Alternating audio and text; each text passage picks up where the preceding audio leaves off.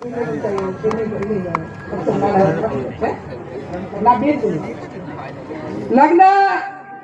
તારીખો નક્કી કરવા બાબત તો આખો સમાજ આજે એવું નક્કી કરે છે વાગડની ધરતીમાં જગદીશભાઈ ઠાકોર સાહેબ કે 12 માસ લગ્નથી આજે પશુપાલન હોય, ખેતીવાડી હોય, ધંધા રોજગારી બધા કુરુંબે જાય છે અને સમય આવ્યો છે કે એક એક મિનિટ ઉપર દુનિયા ચાલે છે અને આપણને વર્ષોની મહિનાની કિંમત નથી ત્યારે વર્ષો 2 માસમાં જ સમાજ જ્ઞાનીબેનને વિનંતી કે મુદ્દાનું વાંચન થતું હોય ત્યારે માત્ર મુદ્દાઓ જ વાંચશે, વચ્ચે બીજો વિષય નહીં લે. આપણે જે વાત નક્કી થઈ વર્ષમાં 2 માસમાં જ સમાજના લગ્ન માટે તારીખો નક્કી કરવાની થાય છે.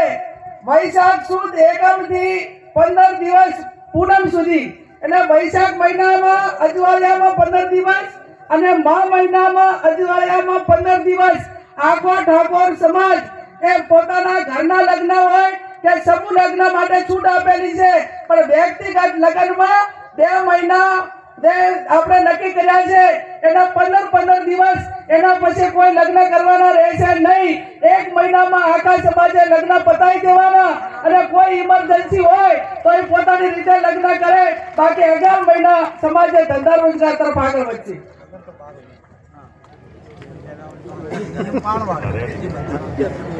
મુદ્દા નંબર 3, સગાઈ કર્યા પછી લગ્ન કરવાના હોય ત્યારે લગ્ન મૂકવાની પ્રથા સદંતર બંધ કરવામાં આવે છે.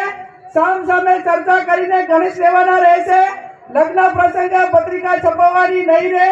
સાદું કાર્ડ રાખવું. મોબાઈલ ફોનથી ડિજિટલ આમંત્રણ આપી શકાશે. શુભ પ્રસંગે આમંત્રણ કે રાવણું રાખવું નહીં.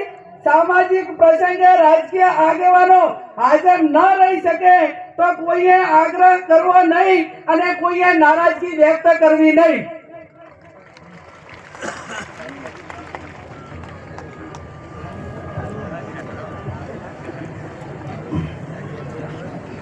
તેના પછી જાન લઈ જવાના પ્રસંગે જાનમાં સનરૂફ ગાડી લઈ જવી નહીં. જાનમાં 11 થી વધારે વાહનો લઈ જવા નહીં. જાનમાં ગાડીઓની લાઈન લગાવવી નહીં. જાનમાં મહિલાઓ અને પુરુષો કુલ મળીને 100 વ્યક્તિઓએ જવાનું રહેશે. જે 10 વર્ષની ઉંમરનું બાળક હશે તે વ્યક્તિ ગણાશે. જાનમાં વધુમાં વધુ 2 ઢોલ લઈ જવાના રહેશે અને જાનમાં શરણાઈ લઈ જવા માટેની છૂટ આપવામાં આવે છે. બીજે કોઈએ લઈ જવાના નથી.